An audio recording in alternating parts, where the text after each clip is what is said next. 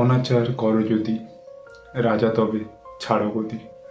অনাচার করো যদি রাজা তবে ছাড়ো গদি। যারা তার ধামাধারী তাদেরও বিপদ ভারী।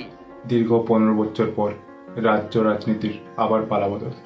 পাল্টানো দরকার, চাই বিজেপি সরকার। এক নতুন সূর্যোদয়। বিগত কয়েক বছর ধরে বাংলার শিক্ষা, বাংলার স্বাস্থ্য, বাংলার শিল্প, বাংলার সংস্কৃতি, বাংলার প্রশাসন সর্বোপরি বাংলার মানুষ খুব খারাপ পরিস্থিতির মধ্যে দিয়ে গেছে।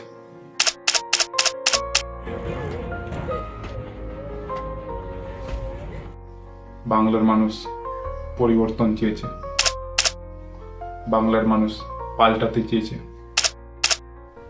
তাই ভিন রাজ্য থেকে এত সংখ্যায় পরিযায়ী শ্রমিকরা ট্রেনে কোনো রকমভাবে বসে রাজ্যে এসেছে, শুধু নিজের ভোটাধিকার প্রয়োগ করবে বলে। রাজ্যের বিভিন্ন প্রান্তে থাকা লোক নিজের বাড়ি পৌঁছেছে কোনো ভর্তি বাসে কোনো রকম এক পায়ে দাঁড়িয়ে, ভর্তি ট্রেনে কোনো রকম ঝুলে, শুধুমাত্র পাল্টাবে বলে। যাদের ক্ষমতা আছে, বাড়ি থেকে দূরে থাকে, তারা নিজের পকেট থেকে 15,000 20,000 টাকা দিয়ে ট্রেনের টিকিট কেটে রাজ্যে পৌঁছেছে, কারণ পরিবর্তন করবে বলে।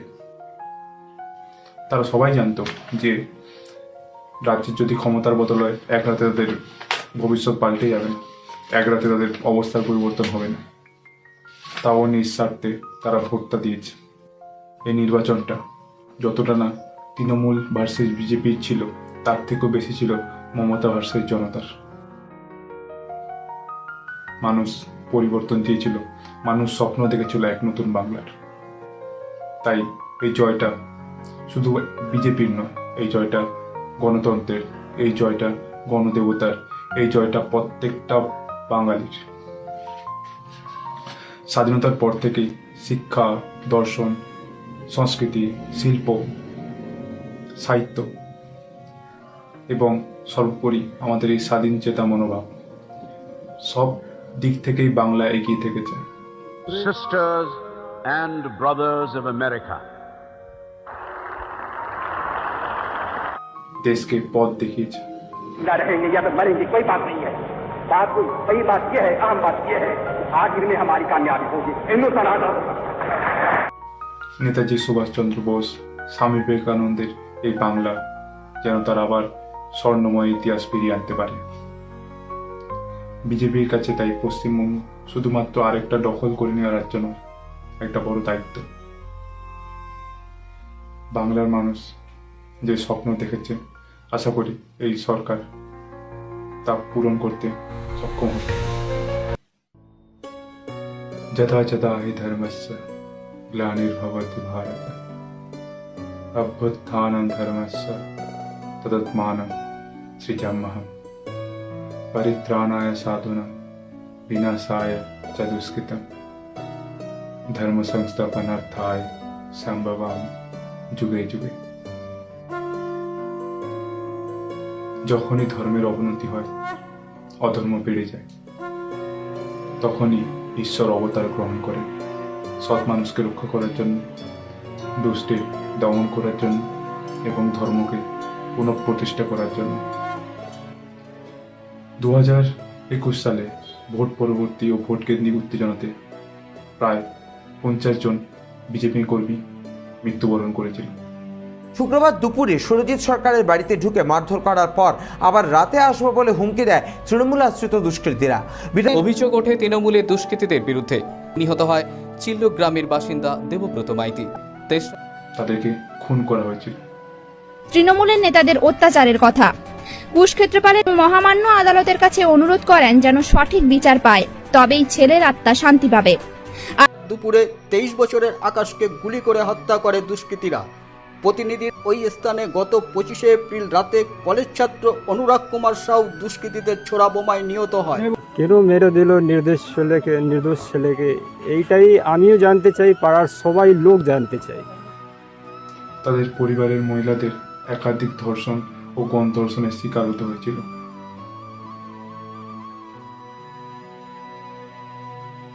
তৃণমূলের এই গুন্ডাদের থেকে বাদ যায়নি বৃদ্ধ বৃদ্ধা। এর ফল প্রকাশের রাতে দুষ্কৃতীদের হামলায় বিজেপি কর্মীর বৃদ্ধা মা শোভারানী মণ্ডলের মৃত্যু ঘটেছিল। এমনকি বাচ্চারা।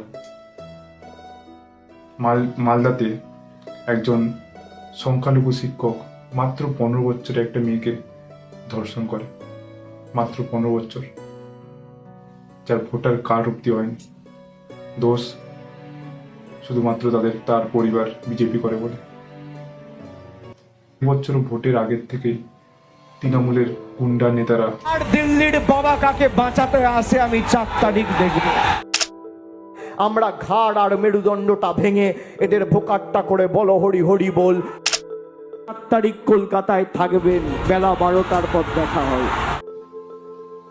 এমনকি মাননীয় মুখ্যমন্ত্রী প্রকাশ্যে থ্রেট দিচ্ছেন, আমরা আছি বলে না আপনারা সবাই ভালো আছেন, আর যদি আমরা না থাকি কোনোদিন সেরকম আসে 1 সেকেন্ড লাগবে। একটা কমিউনিটি যখন জোট বাঁধে না, ঘিরে ফেললে 1 সেকেন্ডে দেবে একদম 12টা বাজিয়ে বিরোধীদের। আমি জানি না এগুলো করে তারা কি বার্তা পৌঁছে দিতে চেয়েছিলেন তাদের কর্মীবৃন্দের কাছে। আমি জানি যদি এবারে কোনোভাবে টিএমসি জিতে যেত তাহলে রাজ্য 2021-এর থেকেও বেশি রক্তাক্ত হতো, কিন্তু ভগবান সব দেখছে। কর্মফল ঠিক ভোগ করতে হয়। কাউন্টিং সেন্টারে যেতে অভিষেকের উদ্দেশ্যে চোর চোর স্লোগান।